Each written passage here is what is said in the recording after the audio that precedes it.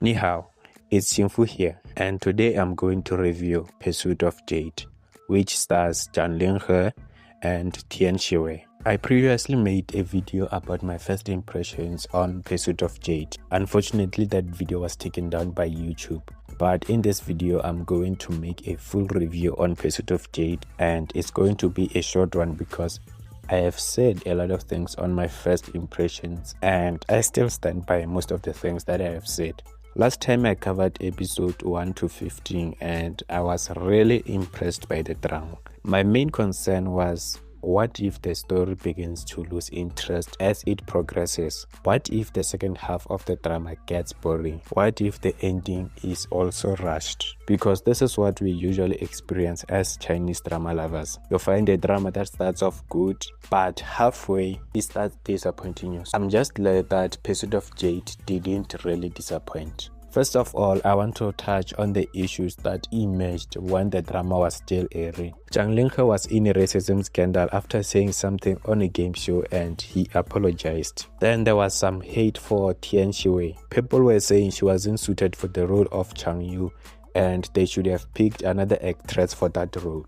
Tian Shiwei really played Fang Changyu well. She brought life to that character. If she was replaced by another actress, the character of Fang Changyu would have been something totally different, whether in a good way or in a bad way, because every actress has her own way of portraying a character. In my own opinion, Tian Shiwei is just a perfect candidate for this Fang Changyu character, and I'm really glad that she got the recognition that she deserves, because she always delivers in every drama. And then there was a leak of the remaining episodes. I think people were getting a little impatient since we were getting one episode per day, so someone just decided to leak the remaining episodes but with bad subtitles. That's just some of the stuff that happened during the broadcast of Pursuit of Jade. So now let's go through the drama. I want to start by saying the story was good. It had a nice pacing with a smooth delivery of events. Nothing felt rushed. It felt like someone was slowly reading you a good bedtime story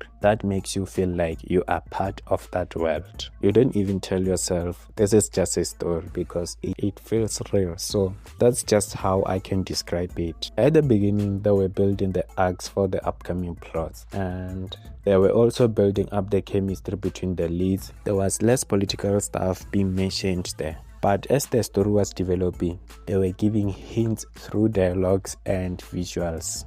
It's those moments where the main theme is focusing on the male lead helping the female lead to save her parents' house. Then they slowly hinted you that the male lead was probably attacked by this guy and the female lead is not who she thinks she is. Then you wonder, what is her father's real identity? It's those little hints and details at the beginning that gets you glued to the screen. They don't just let you be in the present.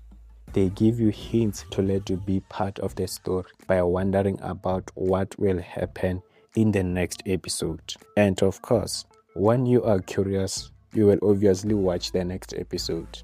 And even with the switch from Ling'an to the capital, they stayed on the same pace with their storytelling. They didn't rush to reach the capital. It was a journey to the capital. It was a storytelling journey of characters fighting along the way and getting more character development while adding more layers to the story. That way, they mentally prepare you for the final part, which takes place in the capital. They were very consistent with mentioning an incident that happened 17 years ago that actually affected a lot of people, and it is the reason why everyone is doing what they are currently doing. They kept lighting up the curiosity spark by mentioning that incident and still don't give you much details. They are just giving you breadcrumbs. Then when you finally learn the truth, you begin to see everything connecting. And then you get an unexpected twist. The twist at the end when the Prime Minister explained everything that happened 17 years ago was a real shocker to me.